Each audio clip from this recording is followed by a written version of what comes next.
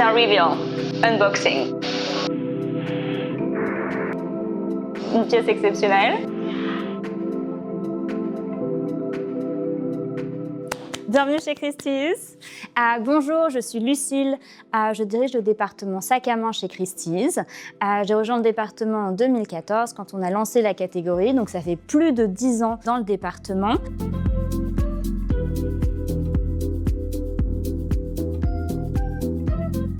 Aujourd'hui, je suis ravie de présenter Horizon Vibe 2 sacs que j'adore, qui sont aussi des pièces que je n'avais jamais vues auparavant, peut-être en ligne, peut-être à New York, mais jamais à Paris.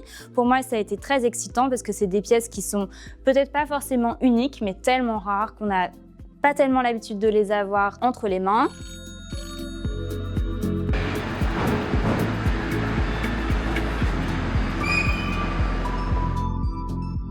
Ça va me permettre de vous parler un petit peu aussi de mon métier, de la façon dont on choisit les sacs, de la façon dont on construit une vente et ensuite de la façon dont on construit la stratégie autour d'une vente et pour chacune des pièces. C'est un cadenas, donc c'est trop rigolo parce que c'est la version un peu gigantesque d'un petit cadenas qu'on retrouve sur les sacs. Et à l'intérieur, c'est trop mignon, regarde. C'est la première fois que je les présente en vente aux enchères dans une de mes ventes.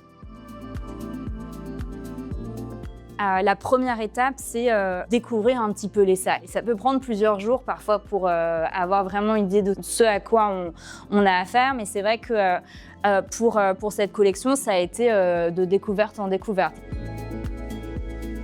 C'était dans le cadre d'un inventaire qui était très large, donc il y avait beaucoup de sacs à main. Je ne savais pas du tout ce que j'allais voir et j'ai découvert à chaque fois en ouvrant les boîtes, en ouvrant les housses, un petit peu ce à quoi j'allais faire face. Ok, unboxing. On va commencer par le petit Kelly en argent. Chaque fois qu'on manipule les sacs, on porte des gants. Ça permet de les conserver dans le même état. C'est important de ne pas avoir d'oxydation et de contact avec la peau.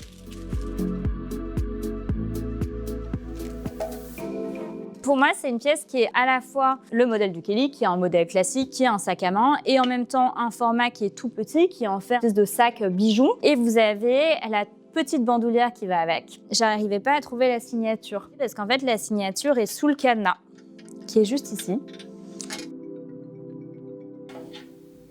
J'aime beaucoup le deuxième, mais celui-ci, je dirais que c'est un coup de cœur un petit peu personnel parce qu'il m'a pris du temps. Il a fallu le nettoyer intégralement parce que le métal s'était oxydé, donc c'était aussi un petit peu une phase de révélation. C'était la seconde révélation. C'était réalisé dans des ateliers au Mexique, donc à l'intérieur, on a les petits poinçons.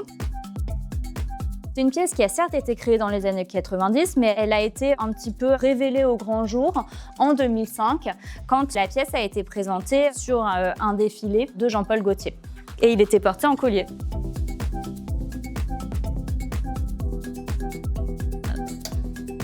Voilà. One lipstick, one credit card, one key. No phone. Comment est-ce qu'un designer, un directeur artistique va revisiter parfois les archives pour des pièces qui sont produites en très petite quantité, qui sont proposées à des collectionneurs privés. Très peu de personnes sont au courant de ces pièces. Les remettre un petit peu dans l'actualité quelques années après, c'est intéressant. Et pour nous, ça nous fait aussi un petit peu de documentation pour comprendre l'histoire de la pièce. Donc une fois que ça a été nettoyé et que j'avais trouvé la signature, c'est vrai que c'est le moment où j'ai pu confirmer l'estimation. Il faut réussir à avoir suffisamment d'enchérisseurs et avoir suffisamment de compétition pour vraiment obtenir le prix maximum au moment de la vente. Parce qu'en fait, on ne veut pas non plus mettre une estimation qui est trop basse, parce que pour un acheteur potentiel, il pourrait se demander qu'est-ce qui pourrait justifier une estimation qui est beaucoup trop basse par rapport à la valeur du marché et une estimation qui est trop élevée qui pourrait être dissuasive. Donc il faut toujours trouver un petit peu le juste milieu. Celui-ci, j'adore. Tu gardes pour toi?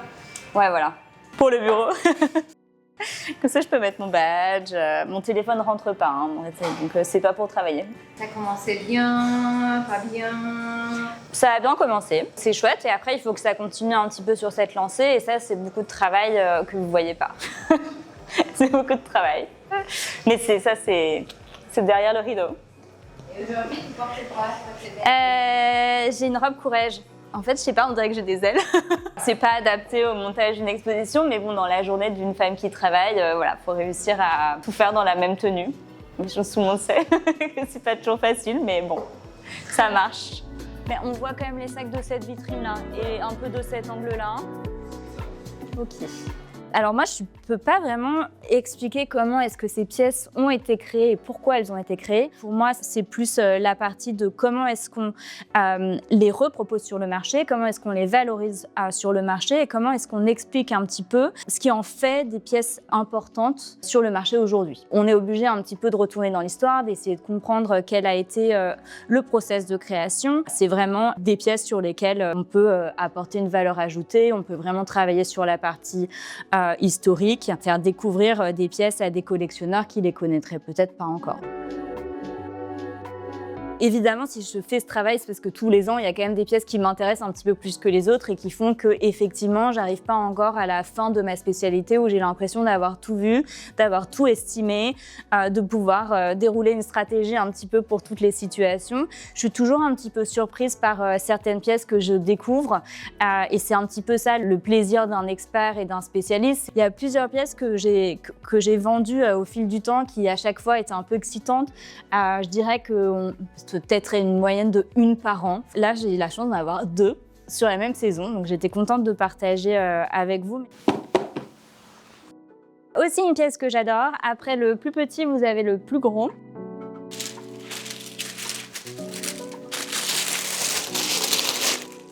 C'est intéressant parce que vous avez vraiment les couleurs métalliques, ce qui est super rare. C'est un sac aussi des années 90. Et l'estimation est de 20 à 30 000 €. Pour information, le Birkin 40 est lourd. Il est assez fascinant. Donc c'est en chèvre, ça renvoie très bien la lumière, le chèvre. Et avec le métal, ça donne vraiment un côté un petit peu scintillant au sac. Et les petits accessoires qui sont en cuivre. Donc c'est B dans un carré pour l'année, pour 98. Ça permet de dater les sacs, ça change un petit peu au fil du temps. En 2015, le système a un petit peu changé.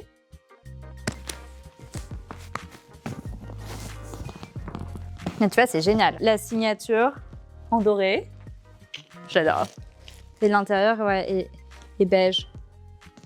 C'est 2 pièces qui datent des années 90 et c'est une période d'expérimentation assez intéressante pour honnêtement pas mal de marques.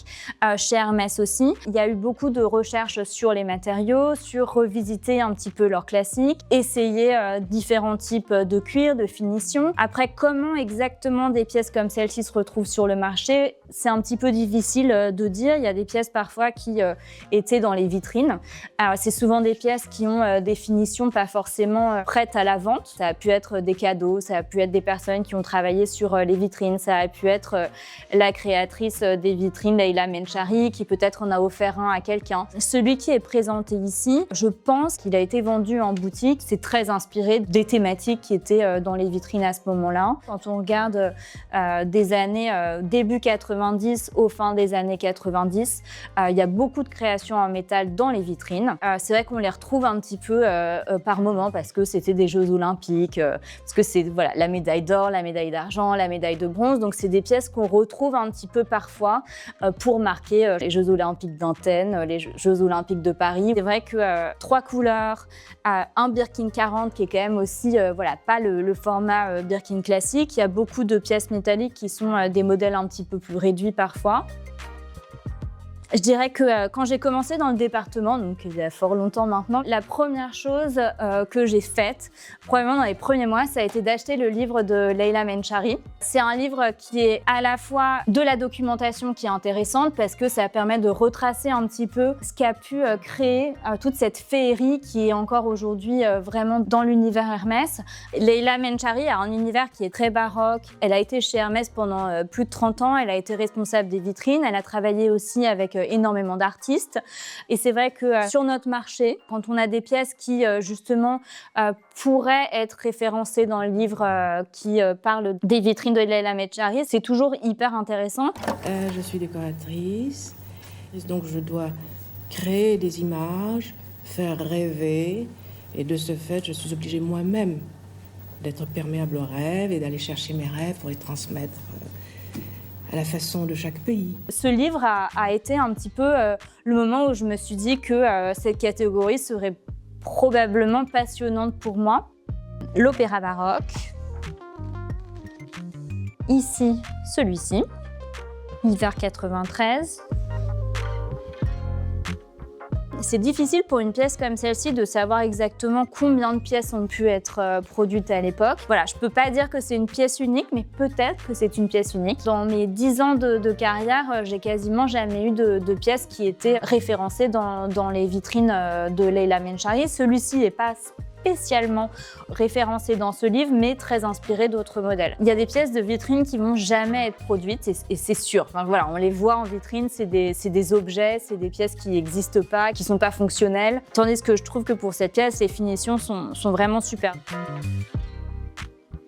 Ce que je trouve toujours un peu fascinant avec Hermès, c'est que les modèles sont très classiques. Donc le Kelly date des années 30, le Birkin des années 80, le Constance des années 60. Et en fait, c'est des pièces qui ont été constamment revisitées, mais la base est toujours restée la même. Et en fait, on voit toutes ces expérimentations autour d'éditions limitées, de nouveaux matériaux, de nouvelles couleurs. Et c'est intéressant quand on suit un petit peu les évolutions d'une marque. Ce serait peut-être sympa de mettre du vert un peu pétant à côté du bleu, non? Qu'est-ce que t'en penses? Ouais.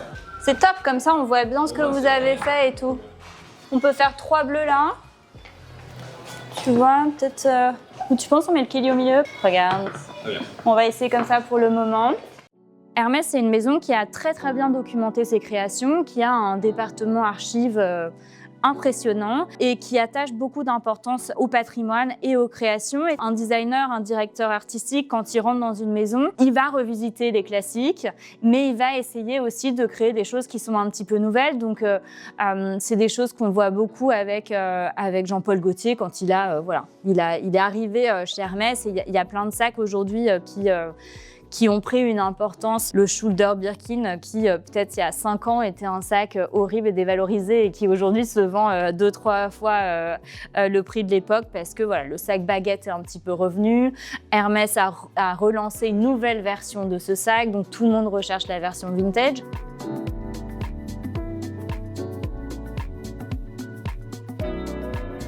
Vous avez un monde qui a tendance à s'uniformiser un petit peu, le style s'uniformise, le quiet luxury c'était très bien.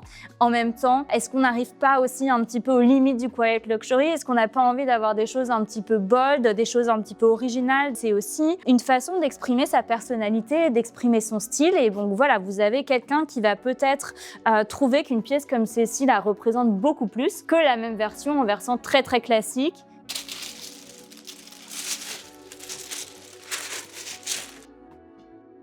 La notion de collection pour la catégorie sac à main, ça fait très peu de temps qu'elle existe. Ça fait depuis une quinzaine d'années que le marché existe comme on le connaît aujourd'hui. Ça fait peut-être 5 ans qu'il y a autant de communication pour les sacs à main, la valeur des sacs à main, le marché des sacs à main. Pour une personne qui s'intéressait à la mode, qui s'intéressait aux sacs à main dans les années 80-90 et qui a commencé une collection, il fallait véritablement être passionné.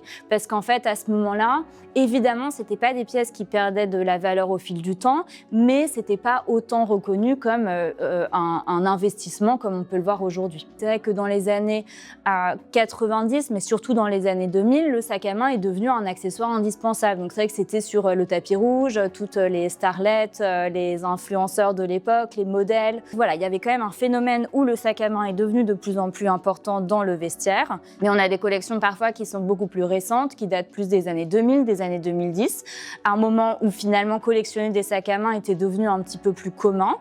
C'est des collections qui parfois ont beaucoup de valeur, qui peuvent être très intéressantes, mais je dirais que pour un expert passionné par la catégorie, c'est génial d'avoir des vestiges des années 90 et des pièces un petit peu exceptionnelles. Merci beaucoup, j'étais ravie de faire cet unboxing avec vous et à très bientôt.